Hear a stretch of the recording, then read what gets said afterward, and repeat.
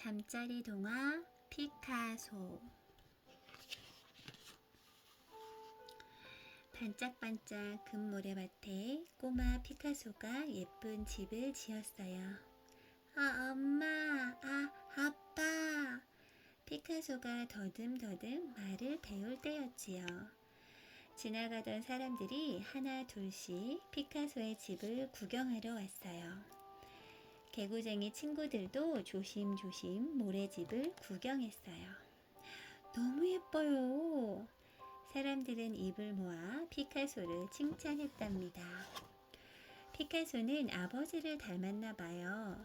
아버지는 화가를 꿈꾸던 미술 선생님이었거든요. 피카소가 아버지의 큰 붓을 들고 색칠 놀이를 할 때면 아버지는 기뻐서 어쩔 줄 몰랐답니다. 피카소, 어서 자라서 꼭 훌륭한 화가가 되어야 한다. 아버지는 꼬마 피카소가 자신의 꿈을 이루어주길 바랬어요. 피카소는 아버지의 꿈처럼 무엇이든 그림으로 그려냈답니다. 아버지는 피카소의 훌륭한 선생님이셨어요.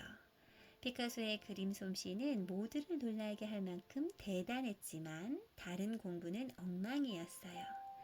사실 피카소는 학교에 들어가서도 글씨를 제대로 읽지 못했거든요. 아버지는 은근히 걱정스러웠지만 다행히 학교를 졸업하기 전에 고민은 해결되었답니다. 어느 날 아버지는 피카소를 불렀어요. 피카소, 저기 창밖에 있는 비둘기를 그려서 교실에 걸어두고 싶은데 날아가기 전에 그릴 수 있겠니? 아버지가 가리키는 손끝에 비둘기들이 먹이를 주워 먹고 있었어요. 걱정 마세요. 피카소는 자신 있게 대답했어요. 피카소는 그림을 그리기 시작한 지 얼마 되지 않아 금방이라도 날아갈 듯한 비둘기를 그려놓았답니다. 아버지는 피카소의 그림을 보고 너무 놀라 입을 다물지 못했어요. 아버지는 자신이 쓰던 화구를 모두 피카소에게 물려주었어요. 그리고 피카소를 위해 작은 화실까지 만들어 주었답니다. 피카소는 열심히 그림을 그렸어요. 얼마 후 피카소는 시험관들을 깜짝 놀라게 하며 미술 학교에 당당히 합격했어요. 또 미술 전람회에서 큰 상을 타기도 했답니다. 그때 그린 그림이 과학과 사랑, 알라공의 풍습이에요. 피카소는 멋진 청년이 되었어요. 피카소의 그림에서는 그의 숨결이 느껴져. 한시도 쉬지 않고 그림을 그리는 피카소를 보고 사람들은 이렇게 말하곤 했답니다. 피카소는 19살 때 처음으로 파리에 갔어요. 스페인에서 태어났지만 파리에 온 후 피카소는 몇 번의 방문을 제외하고는 평생 파리를 떠나지 않았다고 해요. 거리의 풍경, 투사, 집마차, 부두의 노동자와 선원, 거지, 마부, 그리고 댄서까지 피카소는 어디를 가든 닥치는 대로 그림을 그려냈어요. 어느 날 친구가 피카소를 찾아왔어요. 피카소, 예술 잡지를 한번 만들어 보세. 물론 그림은 자네가 맡고. 친구의 말에 피카소는 흔쾌히 대답했어요. 그거 좋은 생각이군. 피카소와 친구는 젊은 예술이라는 잡지를 만들었어요. 피카소의 그림이 잡지를 통해 처음으로 세상에 알려지는 순간이었지요. 피카소가 자신의 그림에 처음으로 피카소라고 서명을 한 순간이기도 했답니다. 피카소는 친구의 방 한쪽 구석을 얻어쓰고 있었어요. 피카소, 자네 그림 때문에 발 디딜 틈이 없군. 친구는 피카소의 그림을 좋아하긴 했지만 투정이 끊이지 않았어요. 피카소는 가난했기 때문에 이런 투정쯤은 그냥 웃어 넘겼답니다. 어두운 밤, 피카소는 한 손에 촛불을 밝혀들고 그림을 그릴 때도 있었어요. 파르르 떨리는 흐미한 촛불 밑에서는 모든 것이 푸른색으로 빛났어요. 이때의 그림을 사람들은 피카소의 청색 시대라고 말한답니다. 얼마 후 피카소는 보랄이라는 여자 화상의 도움으로 파리에서 첫 개인전을 열었어요. 어느 날 피카소는 투호하는 모습을 그림으로 그려서 팔았어요. 모두들 빨간 망토와 힘차게 달려오는 소의 모습에 감탄했지요.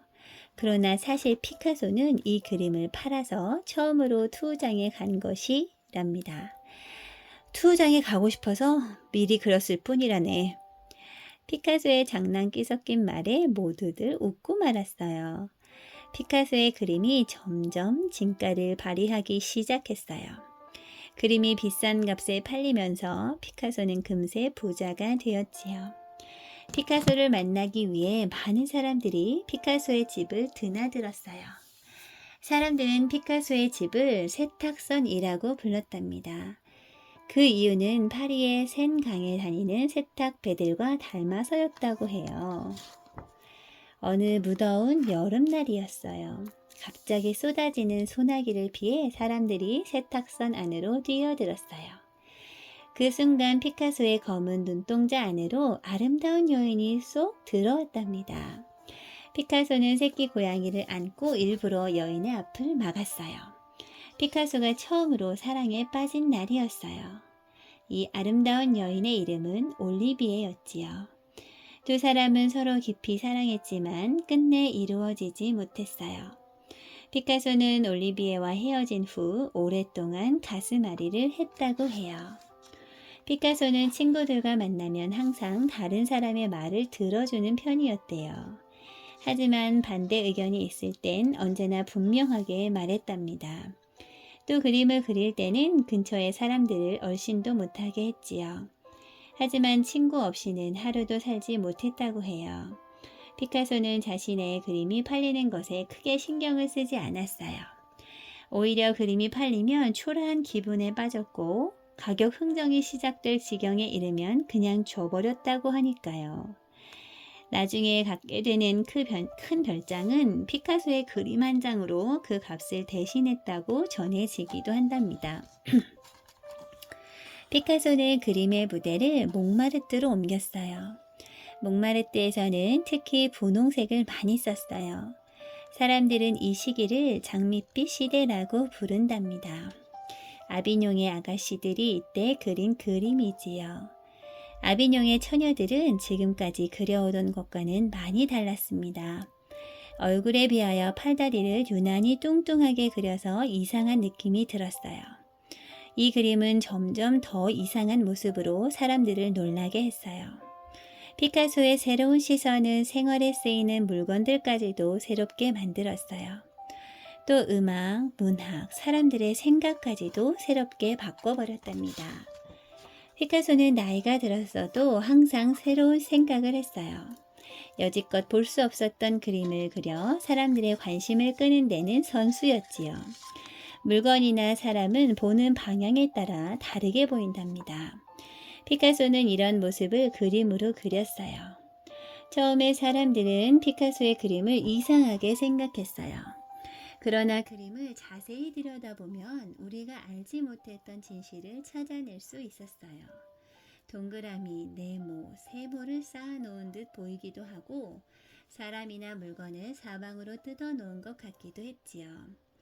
피카소의 이런 그림들을 보고 사람들은 큐비즘이라고 했답니다. 사람들은 피카소를 가리켜 마르지 않는 생각의 샘을 갖고 있다고 칭찬했어요. 피카소는 37살 되던 해에 드디어 결혼을 했답니다. 피카소 축하해요. 노총각 피카소의 결혼을 축하하기 위해 수많은 사람들이 모였어요. 피카소의 아름다운 신부는 러시아 무용수인 올가였어요. 결혼을 해서도 피카소는 더욱 열심히 그림을 그렸어요. 스페인 전쟁을 그린 게르니카라는 그림은 매우 유명하답니다. 또 우리나라의 전쟁을 그림으로 그리기도 했지요. 피카소는 그림으로 억만장자가 되었어요. 피카소는 친구들과 함께 화려한 파티도 열면서 즐겁게 살았답니다. 그러나 피카소의 마지막 모습은 수수하면서도 편안한 모습이었어요. 부인과 가까운 친구들만이 지켜보는 가운데 보르나르 성에 조용히 묻혔다고 해요. 아마도 피카소가 성대한 장례식을 원하지 않았기 때문일 거예요. 텔레비전은 온 세계에 피카소의 죽음을 알렸어요. 위대한 화가 피카소의 죽음을 슬퍼하는 소리는 세계를 들썩거리게 했지요. 나이가 들수록 젊은 생각으로 더욱 신사가 되었던 피카소의 명성은 그가 남긴 수천 점의 그림이 잘 말해준답니다. 또 피카소를 위한 미술관과 기념관이 있어 영원히 잊혀지지 않을 거예요. 자신의 그림 세계를 완성했던 거장 피카소. 피카소는 현실 세계에서의 문제를 자신만의 독특한 기법으로 그림을 완성해 나갔던 화가입니다. 프랑스 파리에서의 주된 그림 소재는 화려한 파리의 모습이 아니라 그 이면에서 고통받고 있는 사람들이었습니다. 비극이 터졌던 순간부터 나는 그림을 그리기 시작했다. 그것은 우리 모두가 기억해야 할 비극이었기 때문이다. 피카소는 화가로서 누구보다 현실의 문제에 깊이 참여했습니다. 나중엔 프랑스 정당에 가입할 정도로 그는 현실의 문제들에 적극 참여하고자 했던 화가였습니다.